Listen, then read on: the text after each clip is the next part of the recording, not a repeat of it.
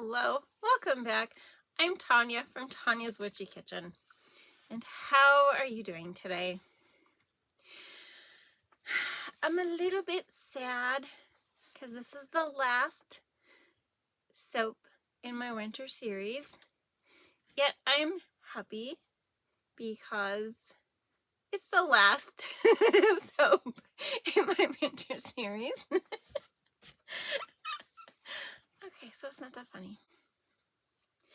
Since it's Christmas and the season of giving and everything, I wanted to share this little story with you.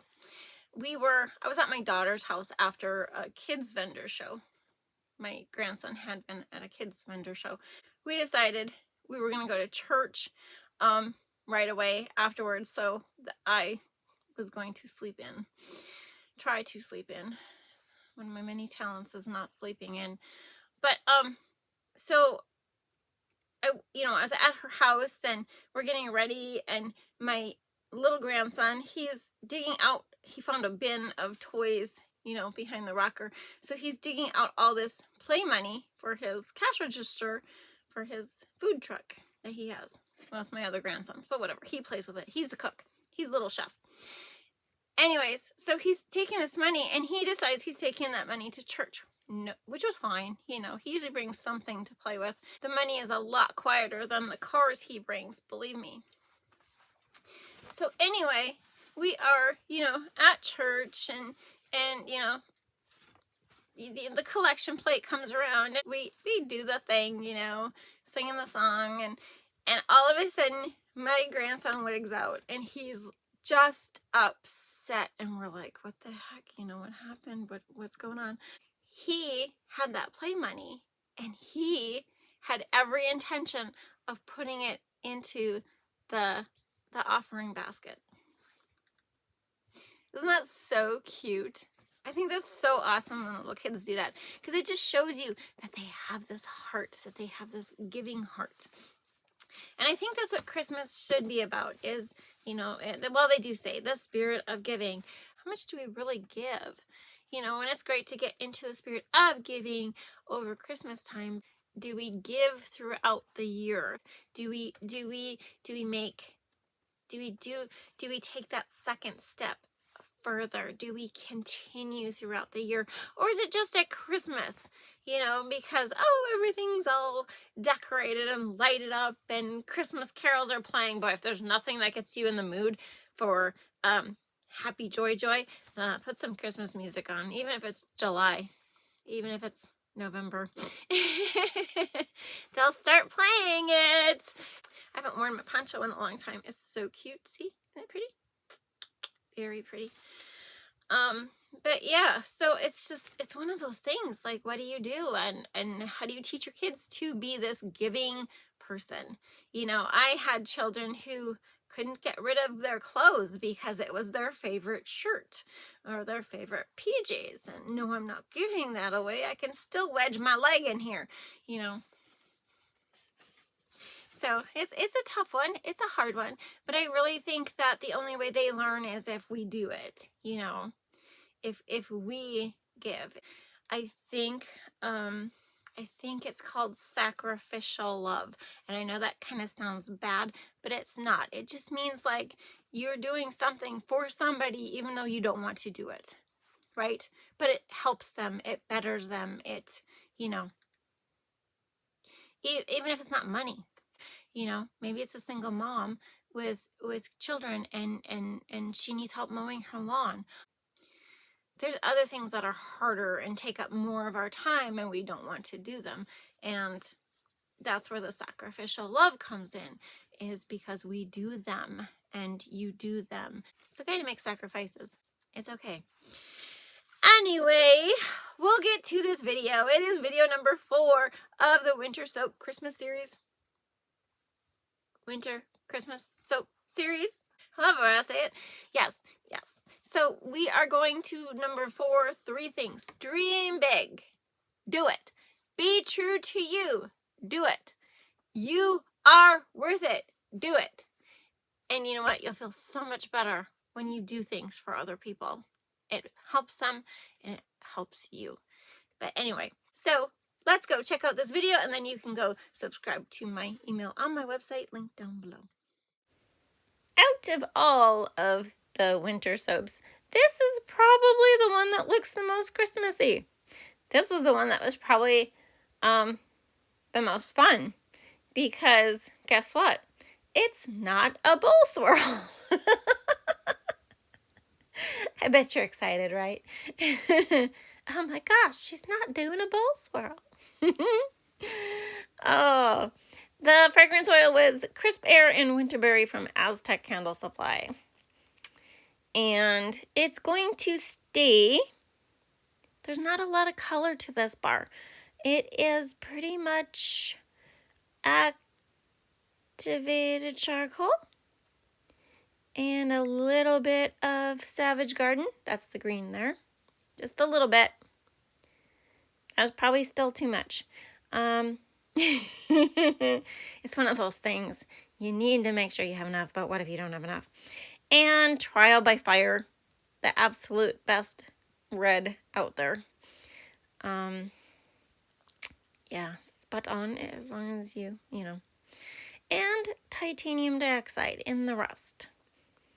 But yeah, it's not like it's a white bar. It's just a nice creamy bar. Yeah. So the plan for this, we have to measure each layer, because I want the layers to be somewhat even. Thinking this is me, right guys? Yeah, even. So equal amount into each layer. And then let's just make this really messy. And it's activated charcoal line in the middle. I can't call it a mica line because it's not mica, it's activated charcoal. Yeah, I never get these. It's like, is it enough? Is it too much? If you put too much, will the soap not stick? I'm thinking these are really tiny particles. It'd be really hard. Like, how thick does it have to be before the soap doesn't stick to the next layer, But, okay. So one line of charcoal, and then the second layer goes on the top very, very, very carefully. And it's thickening up, which was okay. I don't really care, I just need it to not not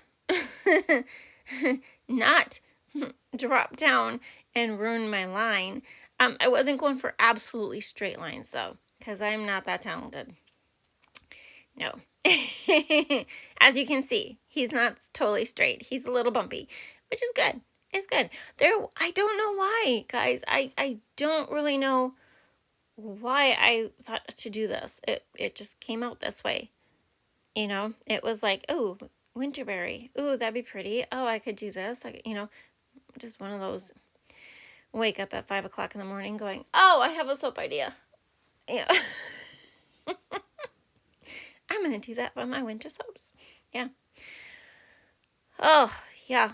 So that one was a little heavier, which was, much smarter. In the overall scheme of things, if you want that line to show, make sure it's thick enough, heavy enough, I don't even know what I divided these by. Do you?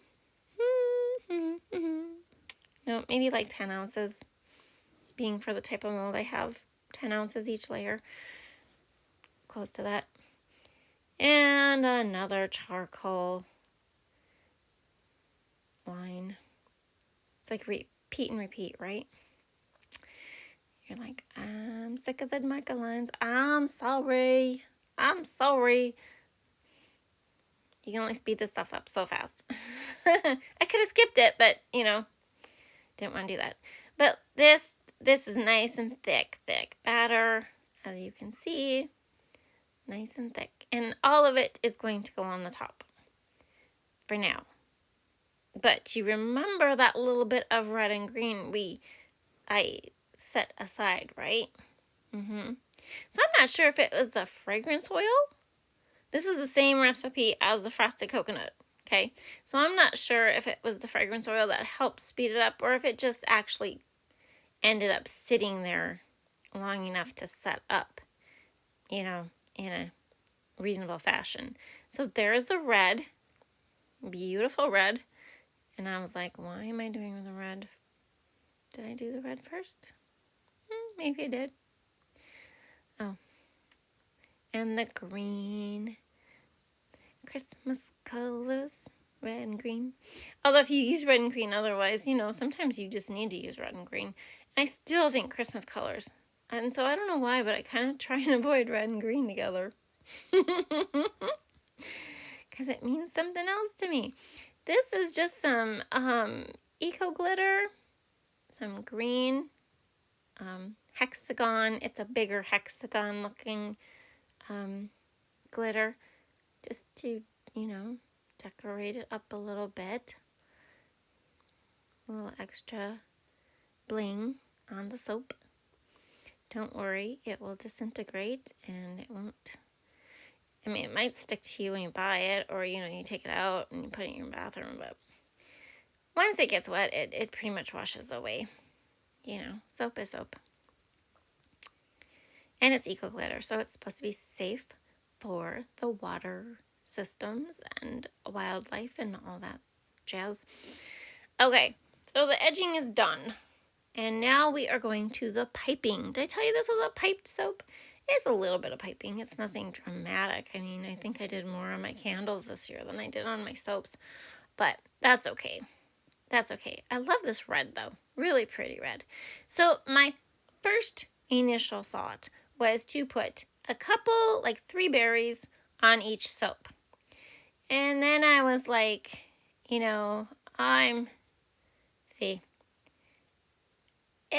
It was good until I started looking at the lines on my mold and I'm going wonky and I'm like, I'm going to cut right through these.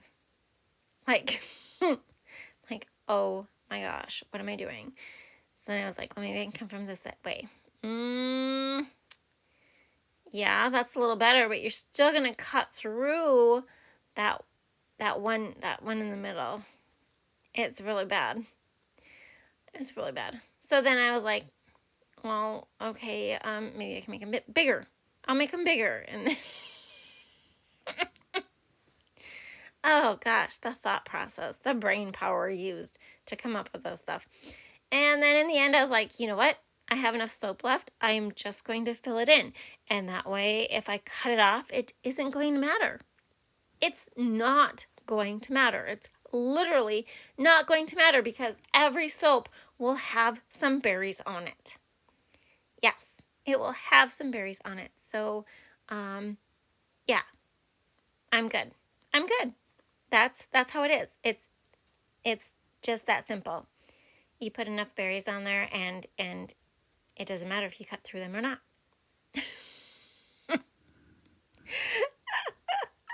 It's kind of hard thinking that way, though, but it does work. It does work. And so the next one is the green, which I cut the tip into a leaf shape. I don't know if you know what that is. It's like an inverted V, and then you don't need a tip. You don't need a special tip to make your leaves. It's just, is it inverted V? It's a V, yeah. It's a V tip. It's a V tip. I don't know. Maybe another time I'll show it to you. I know I didn't show it to you. But cake decorating, it was so much easier just to not make a tip and just use that. And then we didn't have to wash the tip. So I guess it's just being lazy on our part. And just the leaves. I was going to do holly leaves, and then I was like, I've got all these berries, and decided not to. Not to. But it got C-popped and gelled. And isn't that pretty? I wish it would stay glossy, but I suppose I could steam it and it would be a little glossier. Nice hard bar, though. Really hard bar. And to cutting. Please note, I am putting the bar on its side so that hopefully I don't get drag lines from the activated charcoal, through the middle of the soap to where it wouldn't, it would look funky. But I was shocked. Okay, because you've seen my they're not mica lines. You saw my charcoal lines, right? They weren't that heavy, but they turned out better than I thought they were going to. Isn't that pretty? Much prettier than I thought they would be. And, I mean, isn't that cute? See? I didn't have the drag lines. I didn't have, which I thought I was going to get. But, you know, cutting it on the side does help sometimes with this issue. Or like if you have flowers on top or, you know, bee balm, stuff like that. Lavender buds. Cut it on the side, you know. Even though sometimes you get something on your soap cutter and you're cutting and you still get a stupid line down the middle. At least you can fix it, you know, if you cut it early enough. I usually cut them early enough I can fix stuff. Yep. But these were pretty. I really like these. These were like definitely some winter Christmas soaps. Very, very, and they smell heavenly. They are just delightful. And here are the fragrance notes. They really, I mean, it's a beautiful blend, you guys. And here they are. Aren't they pretty? So pretty. And little to none discoloration. So I hope you had a good time. Thank you for dropping by. I will see you next time. Bye-bye.